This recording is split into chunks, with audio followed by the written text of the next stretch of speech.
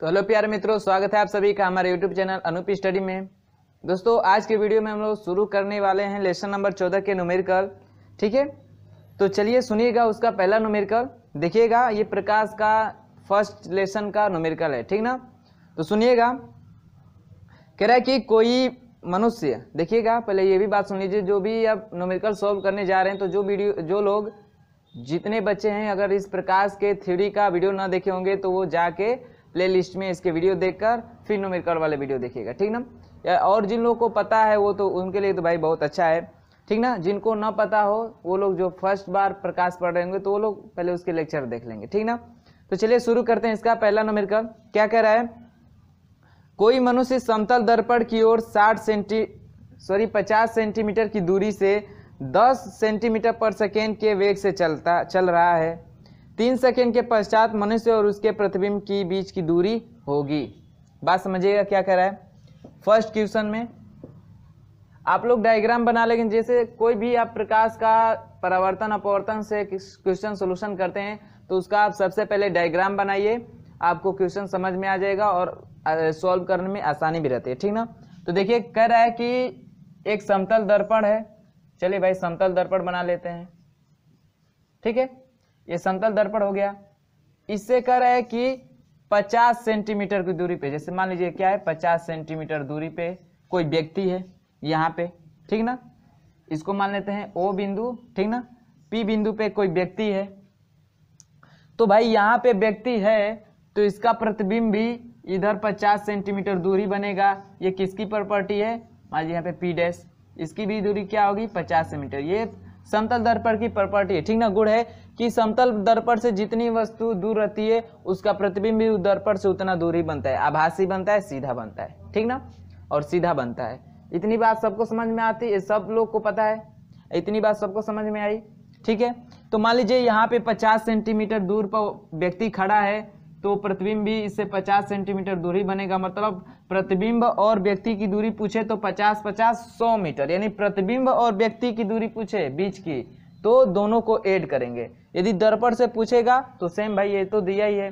तो क्वेश्चन में पूछा भी है आपकी व्यक्ति और उसके प्रतिबिंब के बीच की दूरी बताना है, ठीक ना।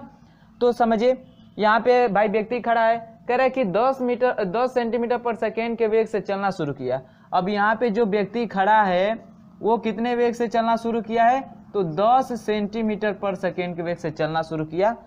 किधर, दर्पण की तरफ। कह रहा है 3 सेकेंड पश्चात, मान लीजिए यहाँ से यहाँ तक गया 3 सेकेंड में, मान लीजिए ये पोजीशन पे है, इसको मान लेते हैं, इस बिंदु को मान लेते हैं क्या A, ठीक ना।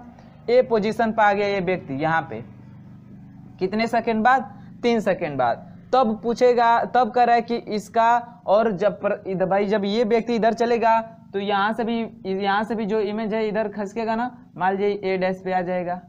जैसे ये A पॉइंट पे आएगा तो A डैश तक ये इधर भी आ जाएगा, प्रतिबिंब भी आ जाएगा। तो A और A डैश की दूरी पूछ रहा है, यानी यहाँ पे प्रतिबिंब बनेगा इस व्यक्ति का, यहाँ पे क्या बनेगा, प्रतिबिंब बनेगा, इसका इमेज बनेगा। तो इस व्यक्ति और इस इमेज के बीच की दूरी को क्या कर रहा है, इसी को क्या कर रहा है, पूछ रहा है। इसी को क्या कर रहा है, आप क्वेश्चन पूछ रहा है। तो सिंपल सी बात है, ये दूरी टोटल 50 है। यहाँ तक की दूरी निकालने के लिए क्या करना पड़ेगा, पहले तो P से A तक आने में कितना दूरी तय किया होगा ये व्यक्ति, वो निकाल देंगे तो मालूम चल जाएगा ना कि ये कितना दूरी पे है। घटा देंगे 50 में कितना दूरी पे है दर्पण से।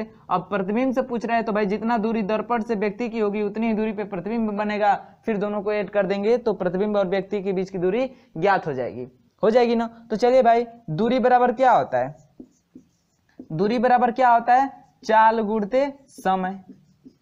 चाल गुणते समय, चाल दिया है कितना 10 मीटर पर सेकेंड के वेग से, और समय दिया है कितना 3, तो कितना हो जाएगा 10 दिया 30, यानी 30 सेंटीमीटर दूर क्या चलेगा, व्यक्ति चलेगा। यानी P पॉइंट पे था तो 10 सेंटीमीटर पर सेकेंड के वेग से चलना शुरू किया तो 3 सेकेंड बाद कितना दूरी तय कर लेगा, 30 दूरी तय कर लेगा। तो बचेगा कितना, ये टोटल, अब ये दूरी यानी यहाँ से ये दूरी और ये दूरी कितनी बचेगी, 20 होगी ना। 50 में से 30 घटा देंगे तो 20 ही बचेगी ना। यानी अब जो व्यक्ति है उसका दर्पण से दूरी कितनी हो गई, 20 सेंटीमीटर। पूछ रहा है प्रतिबिंब से, तो भाई 20 सेंटीमीटर दर्पण से तो 20 सेंटीमीटर इधर भी बनेगा ना इसका प्रतिबिंब, समतल दर्पण की तो प्रॉपर्टी है कि जितनी दूरी पे रहता है दर्पण से उतना ही दूरी पे उसका प्रतिबिंब बनता है। तो अब 20 सेंटीमीटर यहाँ हो गया इसका दर्पण से दूरी, तो 20 सेंटीमीटर बाद उसका प्रतिबिंब बनेगा। तो अब आसानी से बता सकते हैं कि जो व्यक्ति है और उसका जो प्रतिबिंब है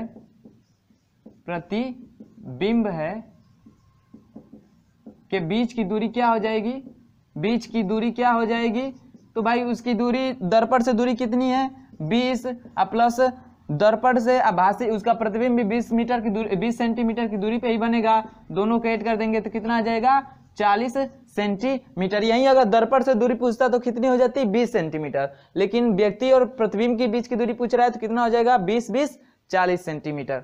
समझ में आया होगा सबको, कंसेप्ट क्लियर हुआ? नहीं हुआ तो थोड़ा वीडियो को रिवर्स करके आप पुनः देख सकते हैं, ठीक ना। बहुत सिंपल था। समतल दर्पण की प्रॉपर्टी है कि समतल दर्पण से जितनी वस्तु दूर रहेगी उतना ही दूर उसका प्रतिबिंब बनेगा दर्पण से ही। तो मान लीजिए 50 सेंटीमीटर दूर था तो 50 सेंटीमीटर दूर उसका प्रतिबिंब बनेगा। तो दोनों के बीच की दूरी निकाले प्रतिबिंब और व्यक्ति की, तो दोनों दूरियों को जोड़ना पड़ेगा। वही काम यहाँ पे किए हैं। यहाँ से 10 सेंटीमीटर पर सेकेंड के वेग से चला है दर्पण की तरफ, 3 सेकेंड में कितना दूरी तय कर लिया 3 सेंटीमीटर। तो 50 में से 30 घटा दें तो दर्पण से फिर व्यक्ति के जो दूरी तय कर लिया उसके बाद की पोजीशन मालूम चल जाएगी इतना दूरी पे है। अब प्रतिबिंब से दूरी पूछ रहा है तो जितना दूरी ये होगा उतना दूरी पे प्रतिबिंब बनेगा दर्पण से। दोनों दूरियों का जोड़ देंगे तो व्यक्ति और प्रतिबिंब की दूरी निकल के आ जाएगी जो हम लोगों ने किया है। चलिए ऑप्शन की बात कर ले तो 40 सेंटीमीटर आपका ऑप्शन नंबर डी मैच कर रहा है। कौन सा 40 सेंटीमीटर, ऑप्शन नंबर डी। इतना कंसेप्ट सबको क्लियर हुआ? चलिए नोट करिएगा इसे, फिर हम लोग देखते हैं दूसरा क्वेश्चन। देखिए दूसरा क्वेश्चन क्या कह रहा है, कह रहा है कि यदि समतल दर्पण को 10 डिग्री घुमा दिया जाए तो परावर्तित किरण घूमेगी। ये भी हम लोगों ने पढ़ लिया है कि जब कोई समतल दर्पण हो उसको थीटा एंगल से घुमाते हैं तो जो परावर्तित किरण होती है वो 2 थीटा एंगल से क्या होती है, घूम जाती है। ये पढ़ा है हम लोगों ने, थीटा एंगल से घुमाएंगे तो 2 थीटा एंगल से घूम जाती है। यदि समतल दर्पण से, ठीक ना, समतल दर्पण में ये समतल दर्पण की प्रॉपर्टी हम लोग पढ़ चुके हैं कि थीटा एंगल से घुमाएंगे तो परावर्तित किरण 2 थीटा एंगल से घूम जाएगी। यदि दर्पण में भी वेग से गति कर रही है दर्पण से बाहर, तो दर्पण में 2v वेग से गति करती हुई आपको प्रतीत आएगी। ये हम लोगों ने समतल दर्पण की प्रॉपर्टी में पढ़ चुके हैं, ठीक ना। जो लोग नहीं जानते हो तो लेक्चर की वीडियो देख सकते हैं, ठीक ना, उसमें बता दिया गया है। या आपके पास बुक होगी तो आप बुक से भी पढ़ सकते हैं। तो चलिए कह रहा है कि यदि समतल दर्पण को 10 डिग्री से घुमा दिया जाए तो परावर्तित किरण घूम जाएगी। तो भाई थीटा के जगह पे कितना दिया है, अब 10 डिग्री दिया है तो कितना हो जाएगा 2 गुणे 10 डिग्री बराबर कितना हो जाएगा 20 डिग्री से क्या हो जाएगा, घूम जाएगा। इतना जो परावर्तित किरण होगी इस एंगल से क्या हो जाएगी, घूम जाएगी। तो चलिए ऑप्शन की बात कर ले तो 10 डिग्री घुमा दिया जाए तो कितना से घूमेगी 20 डिग्री। ऑप्शन नंबर ए, आपका ऑप्शन नंबर ए क्या कर गया, मैच कर गया। बात सबको समझ में आई होगी, ठीक ना। चलिए तीसरा देखिए, तीसरा क्वेश्चन क्या कह रहा है। तीसरा कह रहा है कि एक समतल दर्पण क्षैतिज से 30 अंश का कोण बना रहा है। यदि एक ऊर्ध्वाधर किरण, ठीक है, किरण दर्पण से टकराती है तो दर्पण एवं परावर्तन किरण के मध्य कोण होगा। इसी पे ठीक कोण दिया है ना, कोण दिया है, पहला कोण दिया है, दूसरा पूछ रहा है परावर्तित किरण का कितना होगा।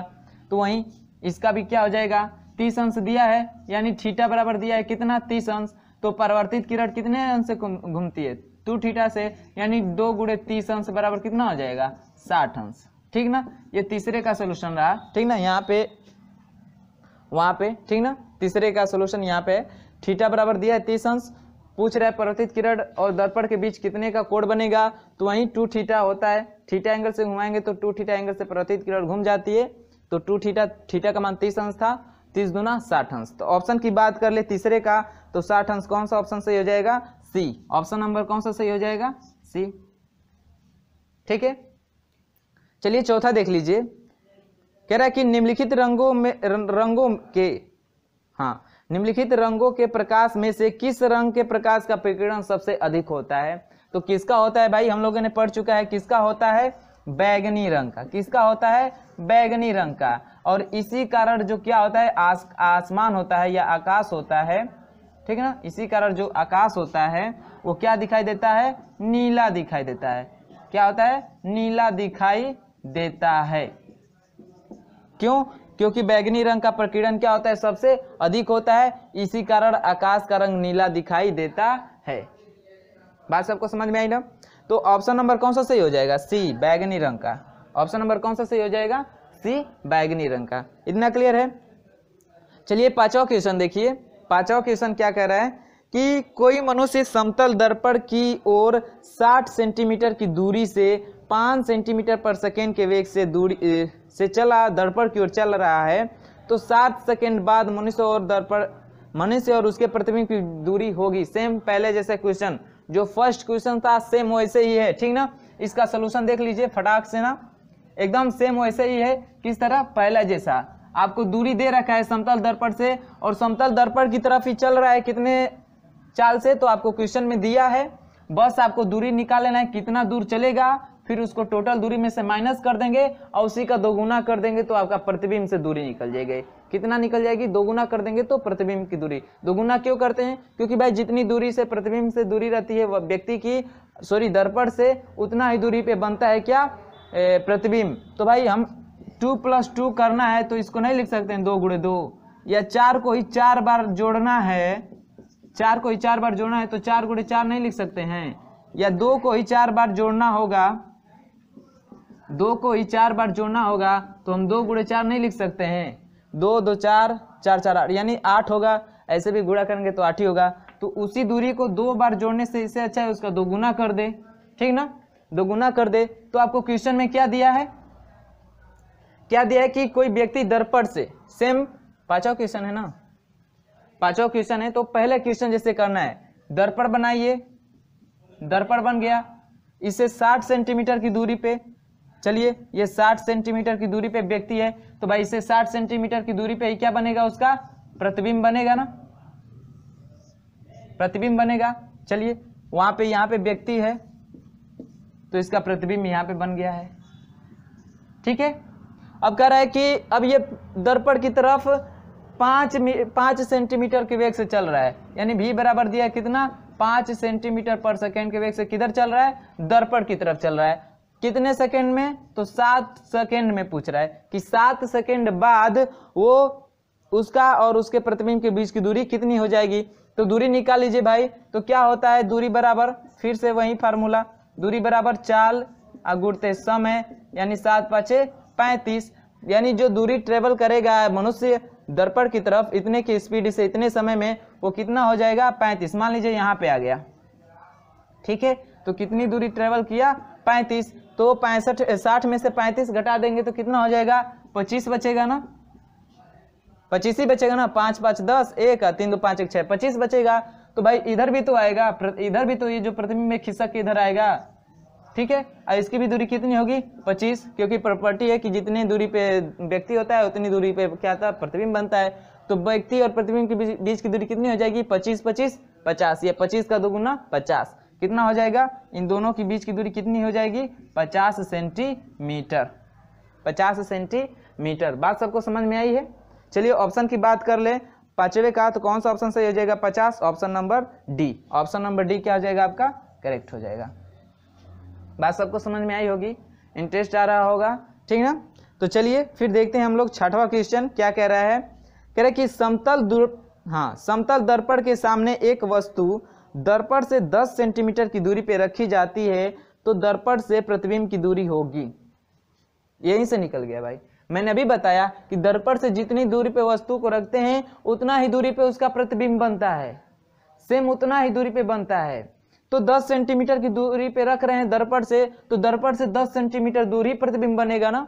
तो छठवें का यही आपका मिल गया आंसर, छठवें क्वेश्चन का। मान लीजिए दर्पण है, इसे 10 सेंटीमीटर की दूरी पे रखे यहाँ पे वस्तु को, चलिए भाई आदमी को ही रख दे रहे हैं, तो कितना दूर बनेगा, इससे 10 ही सेंटीमीटर दूर बनेगा ना इसका प्रतिबिंब, यहाँ पे बन जाएगा, इमेज बन जाएगा वहां पे व्यक्ति का। यही पूछता कि इसके और इसके बीच की दूरी, तो दोनों को ऐड कर लेते, दोगुना कर देते। लेकिन पूछ रहा है दर्पण से प्रतिबिंब की दूरी, तो भाई जितनी दूरी पे व्यक्ति रहेगा उतना ही दूरी पे उसका प्रतिबिंब बनेगा, 10 का 10। तो कौन सा ऑप्शन सही हो जाएगा, option number B. Option number B क्या हो जाएगा, करेक्ट हो जाएगा। इतनी बात सबको समझ में आई। चलिए और आगे देखते हैं। सातवां सवाल क्या कह रहा है उसको भी सुन लेते हैं। सूर्य का प्रकाश कमरे में नहीं पहुंचता, फिर भी कमरे में अंधेरा नहीं रहता। फिर भी कमरे में अंधेरा नहीं रहता, क्यों भाई? मैंने लेक्चर में बताया है विसरण परिवर्तन के बारे में। विसरण परिवर्तन के विसरित या विसरण, विसरण या विसरित क्या होता है? तो जब प्रकाश, सातवें क्वेश्चन को समझा रहे हैं, ठीक ना, जब प्रकाश किसी खुरदरे पृष्ठ से टकराता है तो वो क्या होता है? चारों दिशाओं में फैल जाता है। तो यही कारण है भाई, यही कारण है कि मान लीजिए प्रकाश का, जो सूर्य का प्रकाश है वो सीधा चलता है, यही कह रहा है ना, सूर्य का प्रकाश कमरे में नहीं पहुंचता, फिर भी कमरे में अंधेरा नहीं होता है। क्यों? विसरण के कारण ही। जैसे मान लीजिए कमरा है, ठीक ना, तो प्रकाश बाहर निकला, कमरे में तो आया नहीं, बाहर गिरा, तो बाहर की जो जमीन है वो खुरदरी है, वहां पे पड़ता है प्रकाश, तो उसका विसरण हो जाता है, विसरित हो जाता है, और वही प्रकाश आपके कमरे में जाता है, जिससे अंधेरा नहीं रहता है। जिस कमरे में प्रकाश का विसरण नहीं, यानी जिस कमरे में प्रकाश नहीं पहुंचेगा वहां पे अंधेरा रहेगा, ठीक ना। जैसे मान लीजिए आप खिड़की बंद कर दीजिए, दरवाजा सब बंद कर दीजिए, तो विसरण का जो प्रकाश होगा वो आपके कमरे में नहीं एंटर कर पाएगा, तो अंधेरा रहेगा। यहीं कहीं से खुला उला रहता है तो वहां से प्रकाश आ जाता है। किसके कारण? विसरण परिवर्तन के कारण, विसरित परिवर्तन के कारण, ठीक ना। तो सातवें का ऑप्शन कौन सा सही हो जाएगा? देखिए इसमें प्रकीर्णन के कारण, ध्रुवण के कारण, इनमें से कोई नहीं, अपवर्तन के कारण, तो जो सातवें का ऑप्शन नंबर डी है ना, इनमें से कोई नहीं। भाई विसरित परिवर्तन दिया ही नहीं तो हम लोग किसको मारे? परिवर्तन को मारे, सॉरी अपवर्तन को मारेंगे? नहीं, अपवर्तन क्या छत की दीवार, छत की जो फ्लोर है उसको छेद कर आ जाएगा प्रकाश? नहीं ना, दीवार को छेद कर आ जाएगा, तो अपवर्तन तो ऐसे ही गलत है। कह रहे कि प्रकीर्णन के कारण, भाई प्रकीर्णन के कारण नहीं होता है, ठीक ना। किसके कारण होता है? विसरित परिवर्तन के कारण होता है। इसलिए सातवें का ऑप्शन नंबर डी हो जाएगा, इनमें से कोई नहीं, इनमें से कोई नहीं। बात सबको समझ में आई होगी, ठीक ना। तो चलिए 7 क्वेश्चन हो गए, 8वां भी देखते हैं, ठीक ना। 8वां इसको नोट कर लीजिएगा सब लोग। नोट क्या करना है, बहुत आसान था, इंटरेस्ट आ रही होगी सब लोगों को, ठीक ना। जिसको नहीं आ रही होगी भाई, जिसको समझ में नहीं आ रहा होगा, उस पहले लेक्चर की वीडियो देख ले, आपको एकदम क्लियरली समझ में आ जाएगा, ठीक ना। तो चलिए देखते हैं 8वां क्वेश्चन। चलिएगा तो देखते हैं 8वां क्वेश्चन क्या कह रहा है भाई। कह रहा है कि एक मनुष्य की लंबाई 1.4 मीटर है, उसको अपना पूरा प्रतिबिंब देखने के लिए दर्पण को कम से कम लंबाई लेनी होगी। भाई कोई व्यक्ति है, ठीक ना, कोई व्यक्ति है और इसकी हाइट दिया है कितना? इसकी हाइट दिया है 1.4 मीटर, 1.4 मीटर। तो भाई ये अपने सामने कितने दर्पण रखे, यानी कैसा दर्पण रखे, ये मान लीजिए दर्पण है, किसमें इसका पूरा प्रतिबिंब दिख जाए, ठीक ना। ये व्यक्ति है ना, इसमें पूरा दिखना चाहिए। कितना लंबाई होगा इसका? इस दर्पण की लंबाई को पूछ रहा है कि कितनी लंबाई का ले कि अपना पूरा प्रतिबिंब देख ले। तो हम लोगों ने पढ़ा है, क्या पढ़ा है कि कोई भी व्यक्ति है वो अपनी पूरी लंबाई का प्रतिबिंब देखना चाहता है, तो उसकी जितनी हाइट है उसकी आधे की, यानी उसकी मान लीजिए 6 सेंटीमीटर का है तो 3 सेंटीमीटर का प्रतिबिंब लेना पड़ेगा, 6 फुट का है तो 3 फुट का प्रतिबिंब, दर्पण लेना पड़ेगा।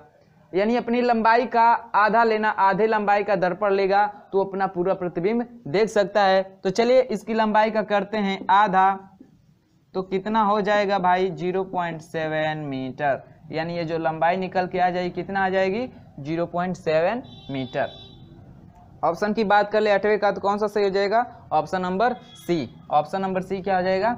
करेक्ट हो जाएगा। बात सबको समझ में आई होगी, ठीक ना। ये लेसन बहुत ही आसान है, बहुत आसान है, ठीक ना।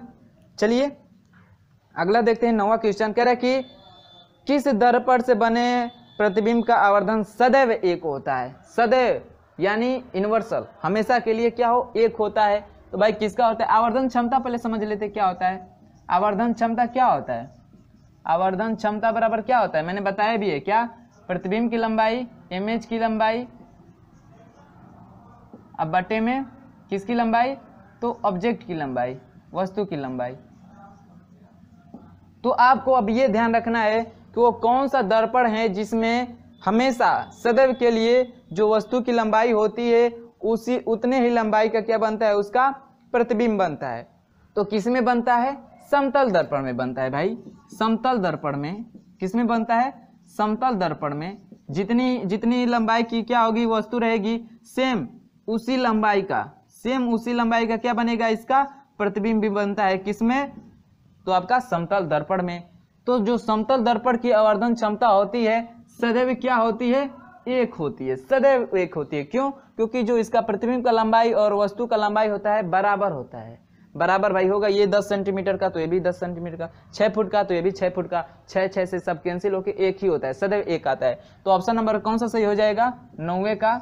सदैव किस दर्पण का होता है, तो समतल दर्पण का, ऑप्शन नंबर सी, इसका भी ऑप्शन नंबर सी। ठीक है, 8वें 9वां दोनों को ऑप्शन नंबर सी ही मैच किया। चलिए अगला भी देखते हैं क्या है। अगला क्या कह रहा है, कह रहा है कि किस वस्तु के प्रदीप्त होने का, यानी किसी वस्तु के प्रदीप्त होने का पता लगाया जा सकता है। भाई कोई वस्तु प्रदीप्त है, प्रदीप्त मतलब स्वयं का प्रकाश हो, उसका स्वयं से प्रकाशित होती हो तो उसका पता कैसे लगाएंगे। ऑप्शन सुनिएगा, कह रहा है, स्क्रीन पे दिख रहा होगा, आप लोग पढ़िए देखिए। कह रहे वस्तु को गर्म करके पता लगा सकते हैं कोई प्रदीप्त है कि क्या है, नहीं भाई। वस्तु को पालिश कर देंगे तो मालूम चल जाएगा कि वो क्या है, प्रदीप्त है, नहीं। वस्तु को अंधेरे कमरे में रखकर, this is the correct answer. ठीक ना, कोई वस्तु क्या हो रही है, चमक रही है, उसमें खुद का प्रकाश है, उसको कैसे मालूम चलेगा, तो आप उसको रखिए किसी अंधेरे कमरे में, तो खुद पे खुद वो अपना उजाला क्या करने लगेगा, फैलाने लगेगा, अपने अंदर की जितनी भी खूबियां रखा है वो दिखाने लगेगा। ठीक ना, जैसे जो ही ये आसमान में तारे दिखाई देते हैं, कहते हैं दिन में नहीं दिखाई देते हैं, क्यों भाई, क्योंकि वो अभी प्रकाश में रहते हैं, क्योंकि सूर्य का प्रकाश ज्यादा रहता है तो वो उनका जो प्रकाश होता है बहुत कम होता है। लेकिन जैसे ही शाम होती है, जैसे अंधेरा होता है, उनका प्रकाश दिखाई देने लगता है ना। वो कैसे हैं, प्रदीप्त तारे क्या होते हैं, प्रदीप्त वस्तुएं होती हैं। तो जैसे वो प्रकाश हटता है, अंधेरा होता है, तो वो दिखाई देने लगते हैं, तो कहते हैं हाँ भाई वो चमक रहा है, खुद के प्रकाश से चमक रहा है, वो प्रदीप्त वस्तु है। तो कोई भी प्रदीप्त वस्तु का पता लगाना है कि वो प्रदीप्त है कि अदीप्त है, तो उसको कहाँ रखना पड़ेगा, आपको अंधेरे जगह में रखना पड़ेगा, जिससे उसका प्रकाश दिखे। अगर प्रकाशित होगी, खुद का प्रकाश होगा तो दिखेगा, नहीं होगा तो नहीं दिखेगा। ठीक है, तो कैसे रखते हैं, उसका अंधेरे कमरे में रख के प्रदीप्त वस्तु का पता लगाया जाता है। तो 10वें का ऑप्शन नंबर कौन सा सही हो जाएगा, ऑप्शन नंबर सी। भाई देखिए बहुत सी मिल रहा है, इसीलिए सी नहीं, वो सी नहीं, ऑप्शन सी मिल रहा है। ठीक ना, तो बहुत लोग कहते भी हैं जिसको समझ में नहीं आए ऑप्शन नंबर सी मार देना। ठीक ना, तो ज्यादातर मिलता है, देख ही रहे हैं यहाँ पे ऑप्शन सी ज्यादा मिल रहा है। ठीक ना, तो चलिए 11 का भी देख लेते हैं। 11 क्वेश्चन का भी कौन सा ऑप्शन मिल रहा है, सी नहीं ना मिल रहा है। चलिए, किसी मोटे समतल दर्पण के सामने कोई प्रदीप्त वस्तु रखी है तो परिवर्तन क्या होता है, ऑप्शन के अनुसार सुनिएगा। ऊपर वाले तल से होगा, केवल नीचे वाले तल से होगा, या दोनों तलों के बीच बार बार होगा। समझिएगा इसका कहने का मतलब क्या है। 11वें क्वेश्चन का कह रहा है कोई मोटा समतल दर्पण है। ठीक ना, मोटे का मतलब देखे होंगे ऐसा दर्पण आप लोग, जैसे मान लीजिए दर्पण आता है ना, उसकी अपेक्षा थोड़ा मोटा हो। ठीक ना, जैसे खिड़की उड़की में लगाया जाता है या कोई कुछ बनाया जाता है जैसे मोटा थोड़ा हो, 1 सेंटीमीटर या ½ सेंटीमीटर का। ठीक ना, तो वैसा दर्पण हो तो देखे होंगे कि ये वाला जो पोर्शन होता है ना, उस दर्पण का बहुत चमकता है। ये वाला पोर्शन क्या होता है, चमकता है। क्यों चमकता है भाई, क्यों चमकता है, जब प्रकाश जाता है ना तो इन दोनों के बीच थोड़ा कई बार आप इसी में परिवर्तन होता रहता है। ठीक ना, इधर भी बाहर भी निकलता है, लेकिन इसके बीच में भी क्या होता है, परिवर्तन होता रहता है, दोनों तलों के बीच। तो जो आपका ऑप्शन ए कह रहा है ना कि सिर्फ ऊपर वाले तल से परिवर्तन होता है, नहीं भाई, केवल जाके लास्ट वाले तल से परिवर्तन होता है, नहीं, इन दोनों तलों के बीच क्या होता है, परिवर्तन बार बार होता रहता है प्रकाश का। इसी कारण ये क्या होता है, ये वाला भाग चमकता भी है। आप लोग देखे होंगे मोटे जो समतल दर्पण होते हैं ना, उनका ये वाला पोर्शन चमकता दिखाई देता है। क्यों, इसी कारण कि दोनों तलों के बीच बार बार क्या होता है, परिवर्तन होता रहता है, किसी एक तल से परिवर्तन नहीं होता है। ठीक ना, दोनों तलों से होता है। तो इसका ऑप्शन कौन सा सही हो जाएगा, इसका भी ऑप्शन सी ही भाई सही हुआ। कौन सा ऑप्शन, सी। ठीक ना, तो किसी को नशा नहीं ना आ रहा है भाई, ऑप्शन सी आ रहा है ज्यादातर तो। ठीक ना, नहीं होना चाहिए भाई। समझ में आया सबको, समझ में आ रहा है तो ठीक है भाई, नहीं समझ में आ रहा होगा तो आप लोग कमेंट करिएगा कि सर समझ में नहीं आ रहा है, तो मैं जो आगे पढ़ाऊंगा उसको और बेहतर तरीके से समझाने की कोशिश करूंगा। तो इसको नोट करिएगा। फिर हम लोग देखते हैं आगे 12 नंबर का क्वेश्चन। चलिए दोस्तों देखते हैं 12 नंबर का क्वेश्चन क्या कह रहा है। कह रहा है कि एक व्यक्ति समतल दर्पण के सामने 3 मीटर की दूरी पे खड़ा है, व्यक्ति से प्रतिबिंब के मध्य की दूरी होगी। गजब यार, कैसा सब क्वेश्चन कर रहे हैं, ये तो सब बच्चे उड़ा देंगे ऐसे ही। भाई ये समतल, टेढ़ा मत बन यार, ये समतल दर्पण है, इससे दूरी दिया है कि भाई व्यक्ति यहाँ पे खड़ा है, कितने मीटर की दूरी पे, 3 मीटर की दूरी पे, तो प्रतिबिंब कितना दूरी पे बनेगा, 3 ही मीटर की दूरी पे, है ना, 3 मीटर की दूरी पे बनेगा।